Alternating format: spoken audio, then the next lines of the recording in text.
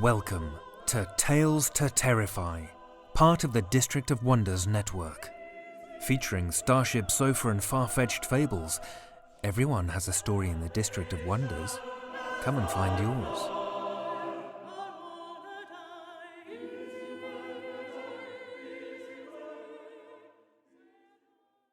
Good evening, children of the night. I'd like to share a video with you. It comes from the people at Vox who visited Audible's recording studios and did an interview with Susie Jackson to give a sort of tour as to how audiobooks are made. It may be worth a watch if you are curious about how Tales to Terrify's own wonderful volunteer narrators do their work. In conversations with some of our own about their process, Susie Jackson's methods are pretty standard. One thing that I noticed that I had struggled with in my first few narrations years ago is that the very standard method of written dialogue being followed by notes of how that dialogue was actually spoken. In the video, the example given is whispered. In my early narration attempts, I would read the dialogue with a neutral tone just to immediately found that it was hissed or whispered or shouted or demanded with force. Her iPad with colored annotations is a rather good way of marking a reading to go through smoothly. Drew Sebastini has been doing the show's mixing for the last handful of episodes, and he gets to hear all of the times that I cannot bring myself to pronounce one of those Cthulhu words that has far too many consonants in it, so to be barely pronounceable by a human mouth, or swearing at cats that don't care about me at all until I'm trying to record myself, or a run-of-the-mill standard everyday phrase that becomes some sort of defect in my synapses that I can't seem to get the words to come out right until the 8th time reading that sentence. I'm perpetually interested in the audio narration process, and I was happy to see this video recorded in Audible's beautiful studio. A few other items that are more horror than how the sausage is made, which is an actual horror. Steven Soderbergh has a movie just about to come out called Unsane. I've linked to the show notes an article at Vice that has some commentary on it, but more importantly, the trailer. The production gimmick is that the entirety of the film was recorded on an iPhone. I think that is additional evidence that increased quality consumer devices further democratizes our ability to create and share. Unsane appears to take place primarily in a mental hospital, which is one of my personal favorite settings for fiction, from One Flew Over the Cuckoo's Nest to 12 Monkeys, the film and TV show, to Girl Interrupted. What a strange place to put away those of us who have minds that just don't fit. Another link from Vice is to a bit of a write-up about Hereditary, a film from freshman filmmaker Ari Aster. The production team includes members from those who made The Witch. The article describes that Sundance was, quote, traumatized, unquote, by this film. The trailer suggests that statement may very well be true. Keep an eye out for this one. And finally, I have discovered a YouTube channel, Local 58, which is a news channel of nightmares. I've linked to the video You Are on the Fastest Available Route, which I really liked as a bit of experimental film that didn't give the audience much at all to work with, but still managed to come off as unnerving and strange. I also liked it because following an interstate accident a few years ago, I purchased a dash cam after the fact, having discovered that its footage would have helped me out immensely, legally, later. While I've had that little camera stuck to the inside of my windshield for a couple of years, I had thought, I wonder what I could do with that. Local 58's video is an answer to my own question. I think it'll be worth 3.5 minutes of your time. Our first story for the night comes to us from Michelle Ann King. Michelle Ann King was born in East London and now lives in Essex. Her stories have appeared in over 70 different venues, including Interzone, Strange Horizons, and Black Static. Her favorite author is Stephen King, sadly no relation, and she also loves zombies, Las Vegas, a good Scotch whiskey. Her first story collection, Transient Tales, is available in ebook and paperback from Amazon and other online retailers. Listen with me to Michelle Ann King's Not With a Bang, originally appearing in Daily Science Fiction, January 2011.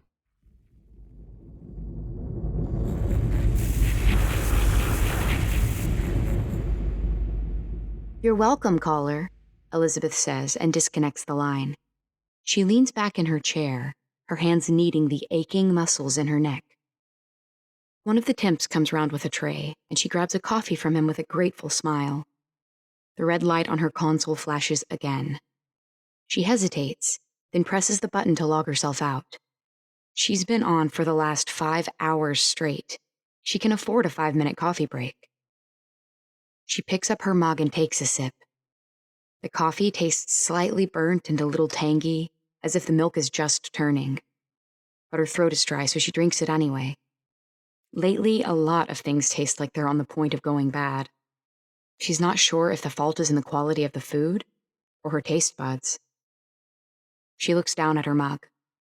It isn't clean. There's a faint trace of lipstick on the rim. She puts it down on the desk beside her keyboard. Elizabeth hasn't worn lipstick for a long time. She logs back in and the console lights up immediately. She clears her throat. "Thank you for calling the Central Health Advice Line. My name is Elizabeth. Can you please tell me your primary symptoms?" There's a pause. Then a man's voice says, "Well, I've got a rash and a cold, and my eyes are sore." "Thank you," she says, and clicks on the link that brings up the diagnostic screen on her monitor. She hardly needs it anymore, but the habit is ingrained. What does the rash look like? Spots or big raised patches? She waits, her hands poised on the mouse, for his answer. Her earpiece buzzes faintly. She imagines the young man laying the phone down and pulling up his shirt to check. She looks around at the other operators, all doing the same. Well, not all. There are a few more empty desks today. Answer the calls, read the script, enter the data, and when certain words or phrases come up, type out the alarm codes, then smile, the callers can hear it in your voice, and explain that help is on the way. Then the vans are dispatched and the machinery takes over. The important people do the important things, and on the consoles, the incoming call lights carry on flashing. "Spots," her caller finally decides. "They're a sort of reddish-brown color. I thought I just had the sniffles. You know what it's like, everybody's been coming down with something or other. But then I started to feel a bit feverish and I noticed these spots. On my neck, then my legs. Now they're all over me. And inside my mouth, like little white ulcers." Elizabeth runs through the rest of the standard questions, before the word she's been waiting to see from the start of the call finally flashes up on her screen. "You have measles," she says. No alarm codes for this one. No medical teams in hazmat suits. No frowning technicians downloading data and calculating graphs. No executives calling hurried meetings with government officials. Not that they do any of that anymore, even when there are alarm codes. Elizabeth never found out what it was they were so scared of in those early days. The symptoms they were looking out for never seemed to have a common cause. The media started with a resurgence of smallpox as the favorite. Ebola and Creutzfeldt-Jakob disease also had their lurid days in the sun. Even bubonic plague got a look in. "Measles?" the man repeats. "Like what kids get?" He gives a short laugh. "Oh, okay. Measles, right. So what should I do?" "Just rest," she says, "and take an over-the-counter painkiller if you need to." "That's it? That's all there is to it?" She turns up the volume on her earpiece. Her hearing isn't what it used to be. "Yes," she says, "that's all." There actually weren't many of those flashing lights and sirens cases, even in the beginning. The calls were almost all mundane, everyday things, coughs and colds and chest infections, nothing serious. The lab techs stopped working through the night. The men in both the suits and the white coats started to look less worried. There was a general lightening of the atmosphere, a sense of crisis averted. But the calls kept coming in. "There's no specific treatment plan," she says, "because..." She stops. Thinks, "Because you'll be dead within 3 months." Then continues, "Your immune system will fight it off within 7 to 14 days. "Okay," he says, sounding relieved. "Should I stay off work? We're really short-staffed, obviously, but..." Elizabeth pressed her hand to her temple. "Yes, just be with your family while you still can. We recommend that you stay home until the symptoms have disappeared." In a couple of weeks, He'll call back. Because even if the measles symptoms have disappeared, he'll have new ones. The operator who takes his call will issue him a prescription over the phone, following the second wave protocols. The drugs will knock back the mumps, or gastroenteritis, or whatever he ends up with, and he'll feel like he's getting back on his feet. For a while. Okay, I'll do that then, the voice in her ear says. I'd been thinking, with everything you hear, but... Well, anyway. Another little laugh. Measles. She can picture him clearly, this man, smiling and shaking his head. Thank you, Elizabeth. Thank you ever so much. I feel better already. If he calls back a third time, the script will say he needs to attend a special clinic for further treatment. The operator will look up his address and send him to the facility closest to his house. It's fine. We know what's causing this. The virus has been identified and we have an antiserum waiting. Let me tell you where you need to go. Have you got a pen, or would you like me to upload directions for you? There's no antiserum, of course. No treatment. The facilities aren't clinics.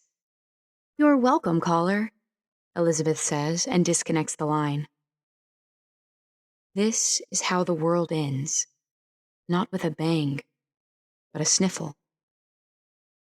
She can't quite clamp down fast enough over the bubble of laughter that catches in her throat. It earns her a sharp look from the one remaining manager on the floor, but there's no comment made. The operators get a lot of leeway these days. The medics and the lab staff were considered the key workers at first, but it's Elizabeth and her team who get the respect these days. It takes a certain kind of skill to lie with a smile on your face, to make the callers believe, just for a little while longer, that it's going to be okay. She pushes her now cold coffee aside and unwraps the vending machine sandwich she'd picked up earlier. It tastes just as bad, so she puts it back in its plastic sleeve. She hasn't been hungry for a while now anyway. Symptoms? Well, I haven't eaten for 3 days. Is loss of appetite a symptom? Yes, it is. You're going to need some further treatment, caller. Elizabeth reclips her earpiece and presses the incoming call button on her board. Thank you for calling the Central Health Advice Line. My name is Elizabeth. Can you please tell me your primary symptoms? Her fingers drift over the keyboard and bring up the location of the nearest clinic to her house.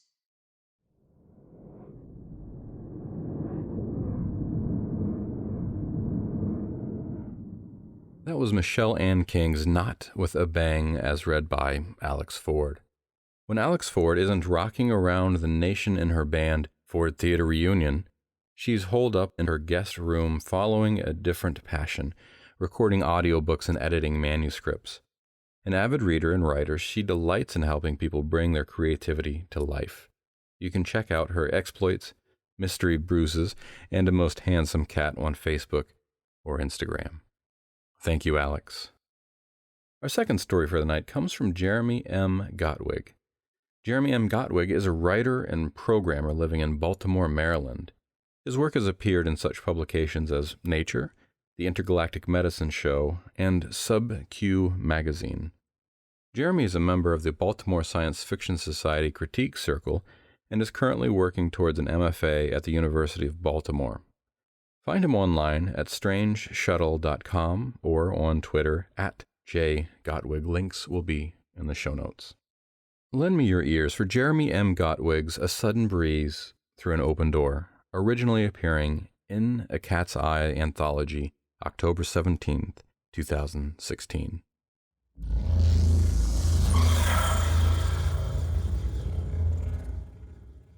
I would describe the cat for you, but she is hidden within the dumpster's shadow. She wants us to think she is gone. The rat feels her hunting him. He can see her tail twitching. Are you the rat? I know you are here in this story with me, but I don't know where you are. You aren't the cat. I know that much. This leaves the rat. If I'm correct, you are cowering behind the battered trash can beneath the yellow street lamp. You want the cat to get bored and move on. You are hungry but terrified. You want to find something delectable, or at least passable. Let's be honest, even a dirty diaper would do. Your stomach feels like a pit. It hurts. But you know the cat will catch you if you reveal yourself. She will try and snap your neck. Oh, you aren't the rat? Yes, I knew that, and I admit I was toying with you. I hope I didn't dredge up any old memories. Nobody likes to remember feeling small. But all this talk of food has made you hungry, hasn't it? I apologize. Feel free to get a snack. The story will wait for you. Back so soon? While you were gone, the rat escaped. It was riveting. I would describe it for you, but there are only so many ways for a rat to escape a cat. I'm sure you can imagine something. The cat is disappointed, of course. She waits by the drain near the entrance to the alley. She wants the rat to return. She wants to play. What did you get to eat? The cat smells tuna. The cat loves tuna. If you're eating a tuna fish sandwich, you're about to make a new friend. Do you hear footsteps? Someone is coming. Oh, is that you? I'm so glad we finally get to meet. The cat hides behind a shrub and watches you approach. Pretend that you don't know about her. Pretend that you no longer know about me, or the rat, or anything but your tuna fish sandwich. Your gender? Your clothing? Your shoe size? I could describe these for you, but I'd rather not. You need only imagine yourself in whatever you're wearing now. The only thing I'll tell you about yourself is that you are eating a tuna fish sandwich. Now, let's start over. It's midnight. Nobody is around, but you can't shake the feeling that you aren't alone. Caution slows your footsteps. Your skin tingles. Your eyes dig into every shadow, every movement. A tuna fish sandwich never tasted so alive, but your nerves keep you from enjoying it. A rat climbs from the drain and scuttles into a nearby alley. You gasp, and then you feel relief, but Jesus, you hate rats. And there she is, the cat, standing on a stone fence. She wants to chase the rat, but she also wants a bite of your sandwich. Did I mention that she loves tuna? The cat is a chartreux. Given that you're reading this book, I'll assume you're an expert on cats. You aren't the sort who needs a description. If I am wrong, I give you permission to research this breed of feline. She's going to want you to leave your sandwich on the sidewalk, but I recommend you take it with you. Perhaps just a crumb? Yes, that's enough. This story will wait for you. Now go. Are we on the same page? Good. The cat wants another crumb. May she? All right, one more. You expect her to mew at you, but you should know by now that chartreux are a quiet sort of cat. By her clean fur and bright green collar, you can tell that she is well tended and much beloved. These details should strike you as important. You should be asking yourself, what is a cat like this doing out in the middle of the night? Do her owners really want her digging through dumpsters? Perhaps you should check her tags. You decide to follow my advice. The cat figure eights around your legs. It's almost as if she recognizes you. It was smart of you to drop another morsel to keep her occupied, but try not to spoil her. Now, isn't this interesting? She lives just a few doors down from you, with, what's her name? Keeps to herself? You forget. You didn't even know she had a cat. Oh, and the cat's name? Lorelei.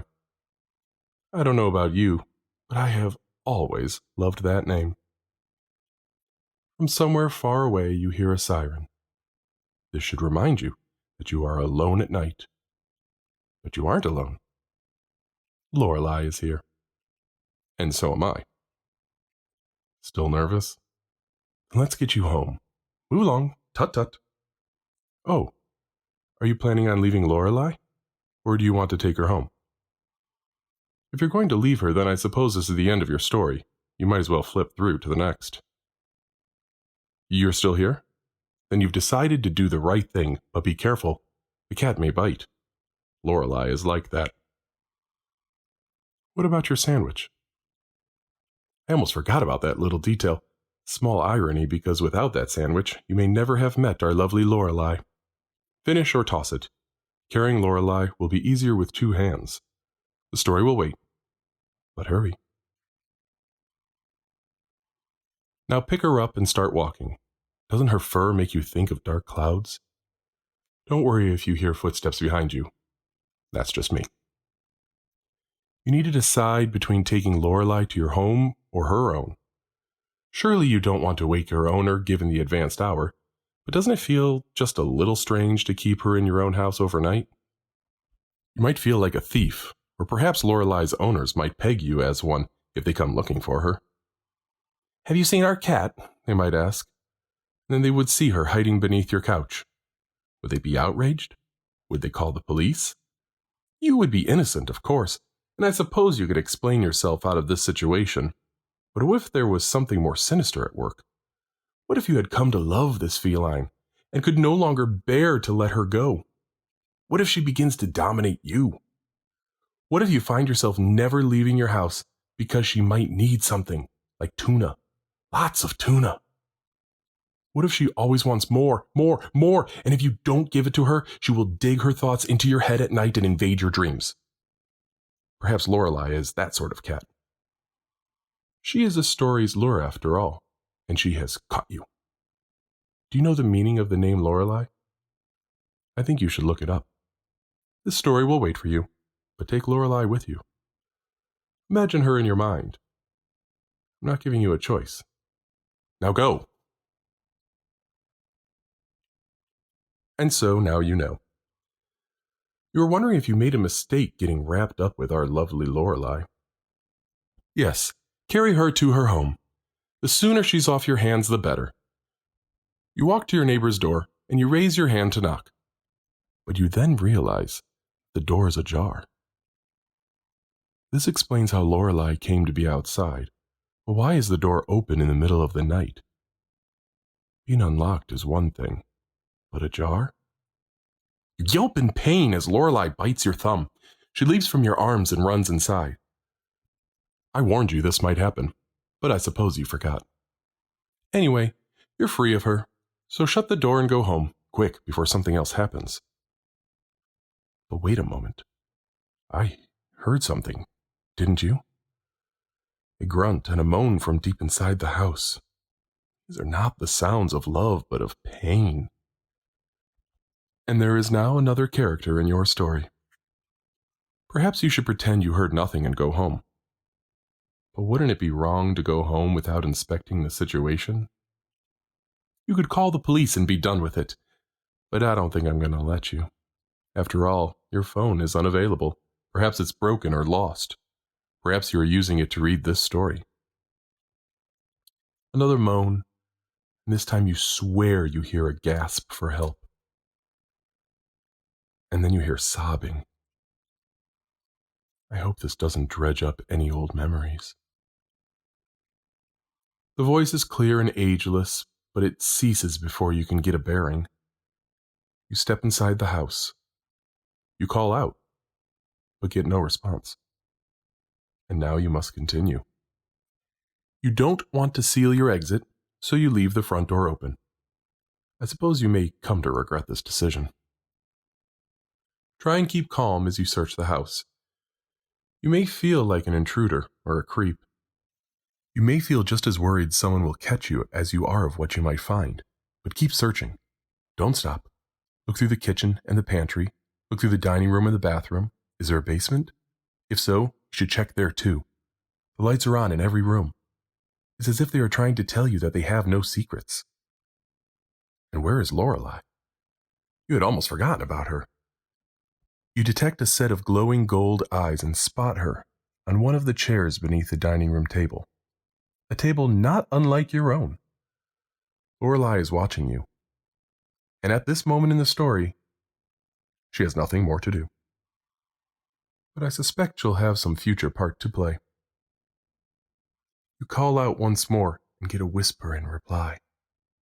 but it sounds like nothing more than a slow breeze through the open door. Perhaps we should resume our search. Does this house feel familiar to you? I've offered little in the way of description, so I suspect you are filling the gaps with images of your own. Perhaps you are imagining somewhere you lived long ago? When I imagine this house, I remember a place from my childhood, the house with the red door, I used to call it. And now you are imagining the front door is red. I apologize. I didn't mean to taint your vision with visions of my own. I invite you to reclaim this image. Imagine this place as your childhood home. Imagine the ghosts of your family moving from room to room. Imagine the smells you used to smell, the sounds you used to hear. What color was the front door? Imagine that too. And now imagine that you are small and alone inside this house. Someone else is with you, but you still feel alone. You feel like the rat hiding from our Lorelei. Or don't. It's up to you. This sense of familiarity should grow stronger when you open the first bedroom door. It is full of the sorts of things you loved as a child. On the floor next to the bed rests that book you used to read over and over. There are photos on the wall. You want to inspect them, but the sound of scratching draws you from this room. You peer out and find Lorelei lying on her side, flipping her claws against another door, a closed door. A whisper of air passes through the gap at the base of the door. We've belabored this long enough, don't you think? One can tease the plot along for only so long. Lorelei wants to lure you deeper into this story, and now she's pointing the way. You should follow, and at this point in the story, it would be criminal to turn away. And then you hear a weak voice through the door, but you can't make out the words. It sounds like the voice of an old woman. Talk to her. Tell her why you are here, and ask her if she needs help. Go on. Oh, yes, she whimpers. Several seconds pass. I called for you to come help me, but I didn't think you were going to come. You open the door and step into a hospital room, and now you are somewhere else. An old lady lies in the bed. She wears breathing tubes and has wires taped to her arms. A door opposite you is open, and you can see nurses and doctors passing back and forth. The TV is playing an old episode of Cheers. You hear canned laughter. The old lady looks at you. Her eyes are milky white with only a hint of color. She has no hair. I can't tell you how to feel here in this moment. Whether you feel surprised, afraid, or simply cold is up to you. Such is the risk of these sorts of narratives, but I can tell you that something about this old lady feels familiar. Perhaps you met her on the street once, or perhaps she is someone you haven't seen for many years. Perhaps she was someone from your childhood. I wanted to see you again, she says. I left the door open for you, but I didn't think you would come. Can you think of anything to say right now that wouldn't come across as stupid or cruel? I can't. Well, here I am, you could say, with or without ta-da hands. Or perhaps, who are you? Not even pretending I'm sorry, but could soften such an insult after she spent so much time thinking about you, obsessing about you, calling to you from her deathbed. Do you think she sent Lorelei to lure you to her hospital room? It's possible, I think. Do you suppose this old lady is a witch? A nurse enters. With little more than a glance at you, he checks her vitals, writes something down, and moves on to the next room. They don't care about me, the old lady grumbles as she coughs a deep, watery cough. She forces, He didn't even acknowledge my guest. And then her eyes are back on you. She smiles, and her lip twitches. Doesn't that twitch seem familiar? It does to me. Don't pretend that you know who I am. Her lip curls as she says this, just a little. She waves you closer, And now you must decide if you will allow her to draw you deeper into your story. Behind, you can still see the house through the open door. If you let go, will the door close? Do you feel the breeze? Lorelei slips between your feet and jumps into the old lady's bed. It happens fast. You release the door and chase the cat, but when the old lady's face brightens, you catch yourself. She winces, and then her face goes slack. It is as if she is trying to ward off pain. She places a hand on the cat's back and whispers, Look at you, you beautiful thing. Then her eyes are back on you. She strokes Lorelei with her long fingernails. Come closer, she commands, and you can no longer think of a reason to hold back. But perhaps you should. Perhaps you should run and shut this vision behind the veil of memory. Perhaps there is something wicked about this old lady. But don't my thoughts taint your perceptions. Move closer. Move closer. Hesitation implies fear, and in this moment, you need to show strength. I knew your mother when you were little. We were friends. She takes a deep, hoarse breath and adds, I called you here to make amends. Her eyes become little pools of piss-colored tears, but the pools never turn into rivers. She blinks and wipes them away. After a sigh, she adds, Your mother trusted me. She asked me to watch you. And then she shudders. I liked it when you cried. I used to pinch you. You would get welts. And now you understand. She wants you to forgive her, doesn't she? That's why she sent Lorelei to find you. That's why she left the door ajar. The old lady coughs once, twice, and she wipes her mouth with the back of her hand and returns it to Lorelei's spine. Her mucus drips into Lorelei's lovely fur.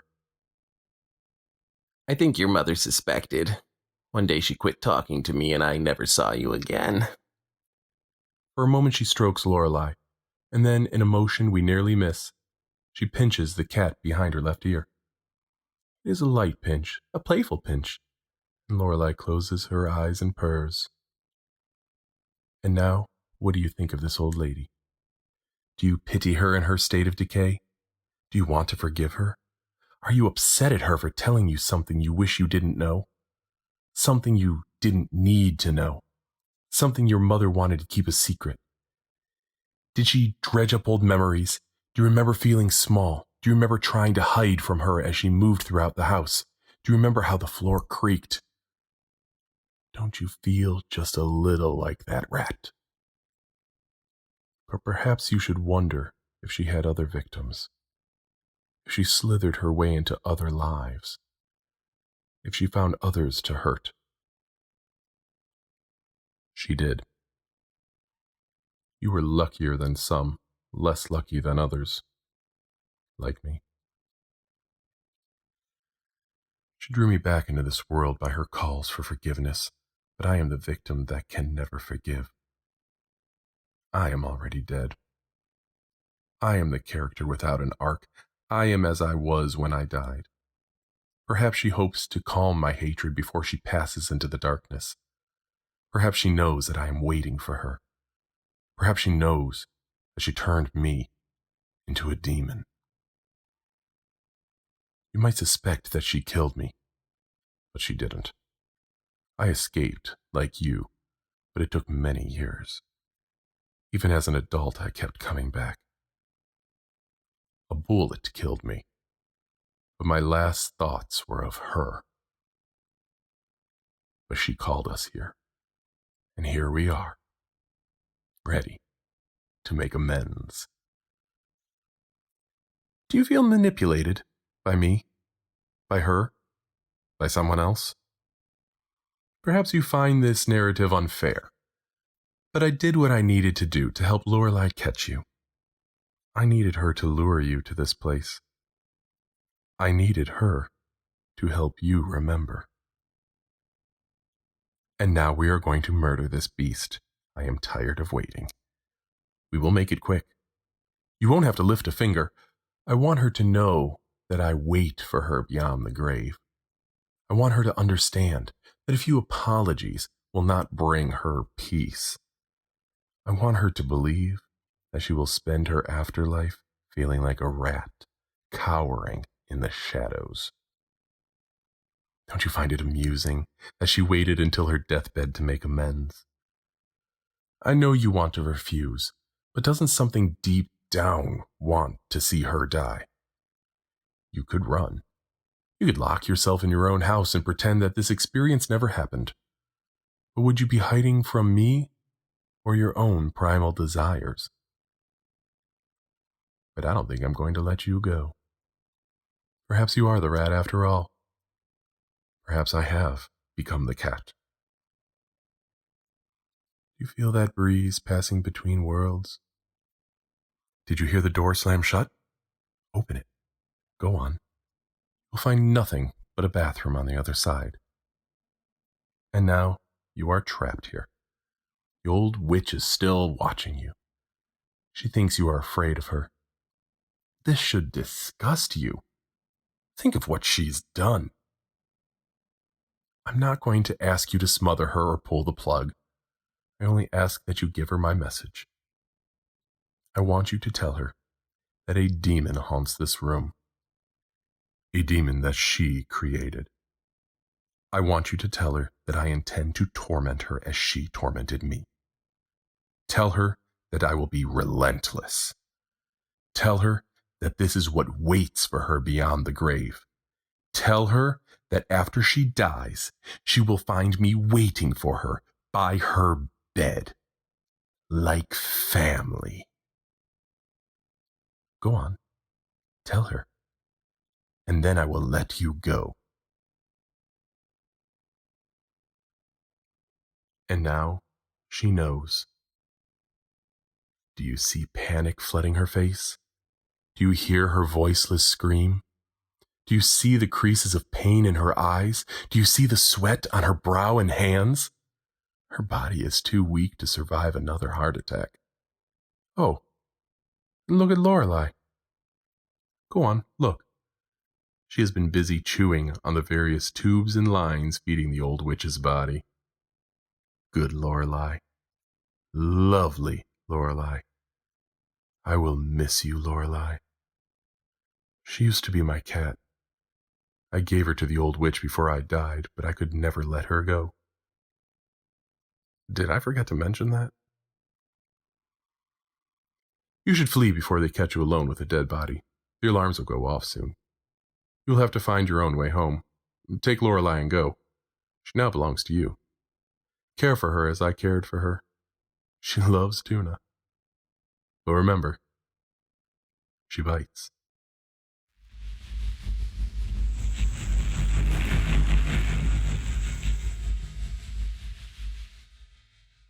That was Jeremy M. Gottwig's A Sudden Breeze Through an Open Door, as read by Jake Wachholz. Jake Wachholz has finally found his career path in education and completed his first year of teaching this past year, where he taught special education math. His hobby is hobbies, and now that includes reading horror stories for Tales to Terrify. He lives in Ohio with his wife, daughter, and dogter. Thank you, Jake. That will be our show for the evening, Children of the Night. Visit our Patreon page in the links below, and don't forget to like us on Apple Podcasts. Our show is produced by our editors Scott Silk, Seth Williams, and Drew Sebastini. Website designed by Josh Lightsey, and theme music by Diane Severson. Tales to Terrify is distributed under Creative Commons Attribution, Non-Commercial, No Derivatives 4.0 license.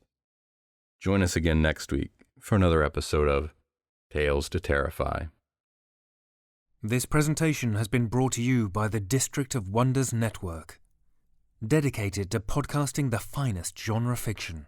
You can learn more about the District of Wonders and their many literary productions at their website, www.districtofwonders.com. Thank you for listening.